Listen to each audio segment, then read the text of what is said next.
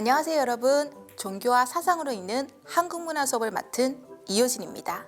오늘은 부처님에 대해 이야기를 나눠볼까요? 우리가 부처님이라고 하면 보통 석가모니 부처님을 떠올리는데 사실 불교에는 수많은 부처님이 있습니다. 깨달은 자는 모두 부처가 될 수 있기 때문이죠. 그중 우리가 잘 알고 있는 분이 있죠? 왕자로 태어나서 생로병사를 깨닫고 출가한 부처님, 바로 석가모니 부처님입니다. 석가모니는 지금으로부터 2500년 전 인도의 동북부 지방의 샤카국 왕자로 태어났습니다. 석가모니라는 이름은 산스크리트어로 샤카무니를 음역한 것인데 샤카 부족에서 나온 성자란 뜻이죠. 현재 석가모니 부처님이 탄생하고 자란 룸비니나 카필라 성 등은 모두 네팔의 영토에 속해 있습니다. 또한 석가모니 부처님의 생애는 많은 전설과 함께 전해 내려오는데요. 하지만 그 진위를 파악하기는 쉽지 않습니다. 후세에 신화적이고 비현실적인 표현들이 더해졌기 때문이죠. 하지만 이것 역시 종교문화적 상징성을 나타낸다고도 볼 수 있겠습니다. 석가모니 부처님의 이름은 고타마 시타르타였습니다. 그는 샤카족이 세운 카필라 바투국의 왕 수토다나 왕과 그의 아내 마야 부인 사이에서 태어났죠. 마야 왕비는 출산을 위해 친정으로 향하던 중 룸비니 동산에서 시타르타를 낳게 되었습니다. 전설에 의하면 왕비가 룸비니 동산에서 휴식을 취하던 중 꽃이 만발한 무수나무 아래에서 나뭇가지를 잡았었는데 그 순간 아기가 오른쪽 옆구리로 태어났다고 합니다. 구전되어 오길 태어나자마자 7걸음을 걷고 나서 천상천하 유아독존을 외쳤다고 하죠. 이는 초기 경전에 나오는데 선종에서는 석가모니가 탄생하면서 외운 개성으로 탄생계라고 부릅니다. 오른손으로는 하늘을, 왼손으로는 땅을 가리키면서 천상천하 유아독존 3계 계고 아당 안지라고 외쳤다고 하죠. 이것은 자신의 깨달음을 얻을 것에 대한 일종의 자신감에 대한 표현으로 현대에서 독선적인 사람을 칭하며 유아독존이라고 하는 것은 잘못 사용되고 있는 것입니다. 마야 왕비는 시타르타를 낳은 지 7일 만에 세상을 떠났지만 석가모니는 왕자로서 모자람 없이 모든 것이 갖춰진 환경 속에서 호화롭게 자라났습니다. 하지만 시타르타는 어려서부터 감수성이 예민하고 인간의 삶의 근원적인 문제에 대해서 고민했으며 사색에 자주 빠졌습니다. 아버지는 아들이 자신을 이어 왕이 되기를 바라며 혹시나 출가할까 늘 염려했습니다. 그래서 16세 어린 나이에 이웃나라의 공주 아쇼다라 공주와 결혼을 시킵니다. 시타르타가 출가를 결심하게 되는 것은 동서남북의 4성문 밖으로 산책을 나가면서 보게 된 장면들 때문이었습니다. 이것을 사문유관, 즉 4개의 문을 논이다가 보았다라고 말합니다. 불전문학 랄리타 위스타라에서 묘사한 사문유관을 소개해드릴까요? 어느 날 태자는 동쪽의 선문에 나와 늙은 노인을 만났고 남쪽 선문을 나와 병자를 만났으며 서쪽 문을 나와 죽은 자를 만나 비에 잠겼습니다. 하지만 마지막 북쪽 성문을 나와 수행자를 봄으로써 그 숭고한 모습에 감동해 출가를 결심했다고 합니다.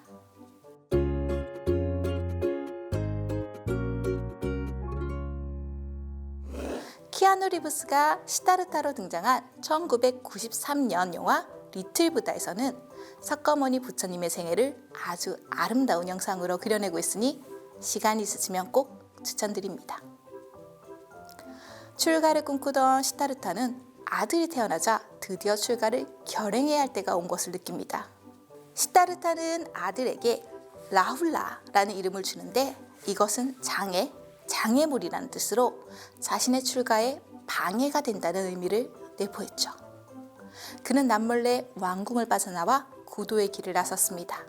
처음에 만난 수행자는 하늘에서 태어나는 것을 목표로 고행을 닦는 수행자였습니다. 하지만 시다르타는 이 역시 생과 사의 굴레에서 벗어나는 길이 아니라는 것을 깨닫고 다른 다양한 수행자들을 찾아 떠납니다. 하지만 어느 수행도 자신이 기대하는 바를 찾을 수 없었고 새로운 결심으로 고행을 시작하게 됩니다.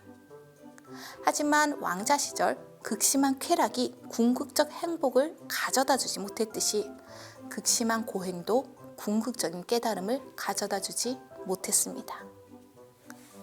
결국 전통적인 수행 방법을 모두 배제한 후 삐빨라 나무 아래서 자리를 잡은 시다르타는 도를 이루지 못하면 결코 이 자리에서 일어나지 않으리라고 굳게 다짐하고 혼자 구도의 길을 개척해 나가기 시작했습니다. 그리고 출가한 후 6년이 지나 그의 나이 35세의 어느 새벽에 마침내 시다르타는 진리를 깨닫고 부처가 되죠. 시다르타는 생로병사의 근본적 원인이 마음속에 깃들여 있는 무명, 즉 진리에 대한 무지와 그것 때문에 발생하는 욕망이란 것을 깨달았습니다. 그리고 이 모든 괴로움이 발생하는 모습을 체계적으로 관찰했으며 마침내 그 무명과 욕망을 없앰으로써 깨달음을 얻은 것이죠. 이것을 불전문학에서는 마왕과 부하들이 수행 중인 시다르타를 온갖 방법으로 유혹하고 위협했지만 결국 항복을 받아냈다는 설화로 전해져 내려옵니다. 이 마왕의 유혹과 위협은 내면의 온갖 욕망과 정신적 갈등을 상징하는 것이죠.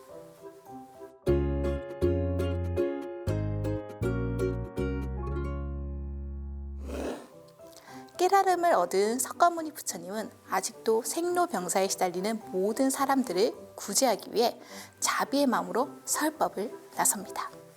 이것이 바로 불교의 시작이라고 할 수 있는데요. 깨달음을 얻은 삐빨라 나무는 깨달음의 나무라는 의미로 보디트리라고 불리며 보리수나무라고 합니다.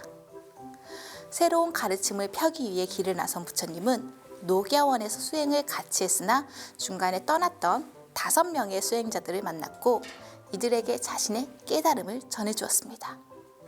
이들은 최초의 제자가 되었고 불, 법, 승, 즉 가르침을 연 부처가 발견한 진리인 법, 그리고 그것을 받들고 실천하는 무리인 승이라는 교단의 구성 요소가 갖춰지게 됩니다. 이것을 불교에서는 삼보라고 부르죠. 부처님은 이후 60명의 제자를 두고 이 제자들에게 전도의 길을 떠나도록 했습니다. 이렇게 교세가 크게 확장되었고 그 중에서도 가장 훌륭한 제자 10명은 10대 제자라고 불리게 됩니다. 고향으로 돌아간 부처님은 이모와 아들 그리고 많은 샤카족 사람들을 출가시켰고 이후에는 여성들의 출가도 허용되었습니다.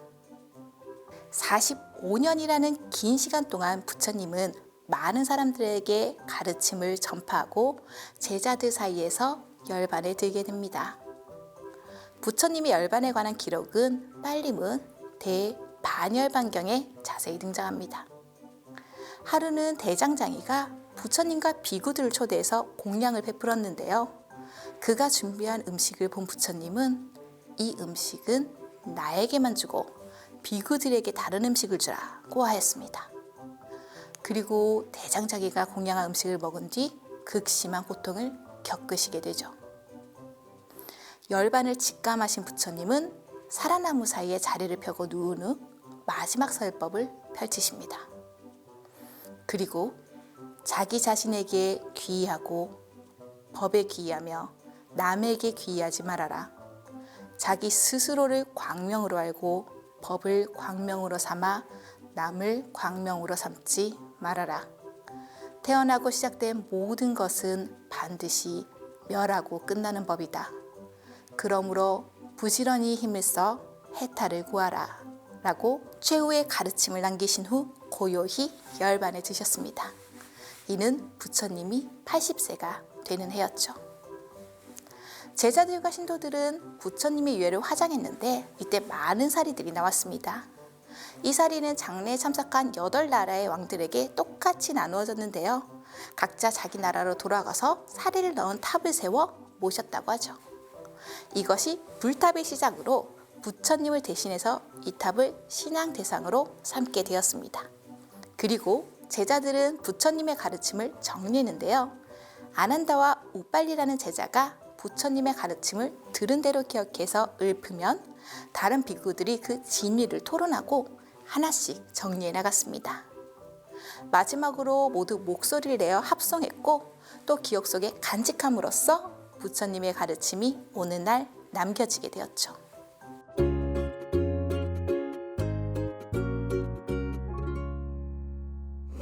그렇다면 석가모니 부처님이 깨달은 진리는 과연 무엇이었을까요?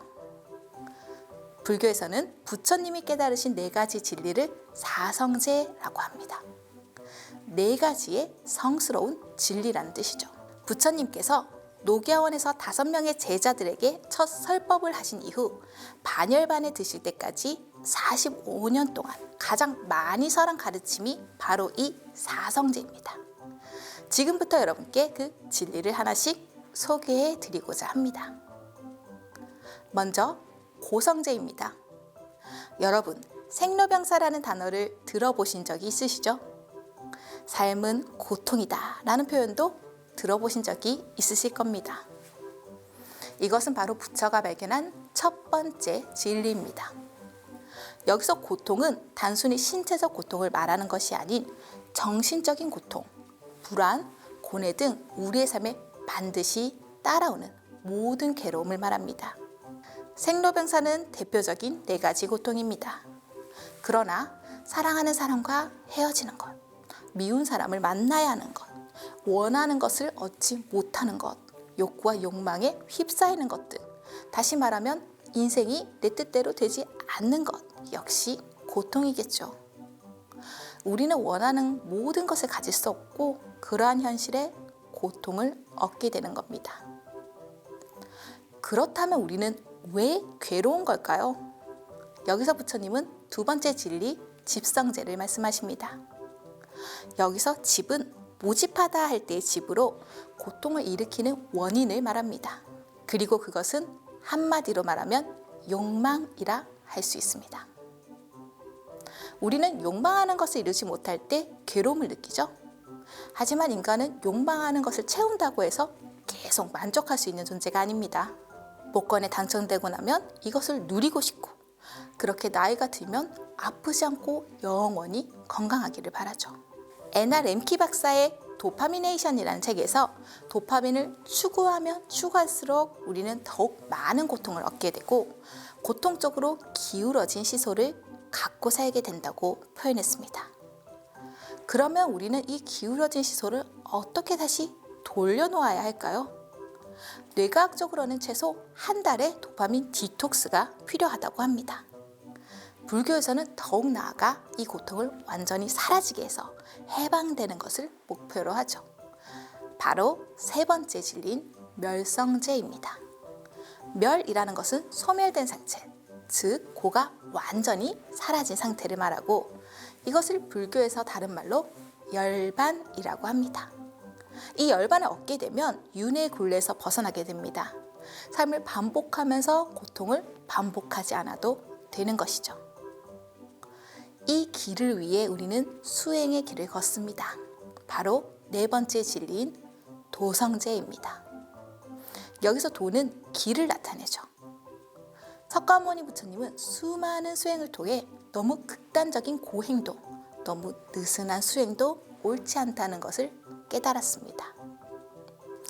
그래서 먼저 이 4가지 진리를 알고 마음을 바르게 가지고 말을 바르게 하고 행동을 바르게 한 후에 생활을 바르게 하고 바르게 노력하고 바르게 알고 기억하고 바르게 집중하는 것에 총 8가지 바른 길을 제시했습니다.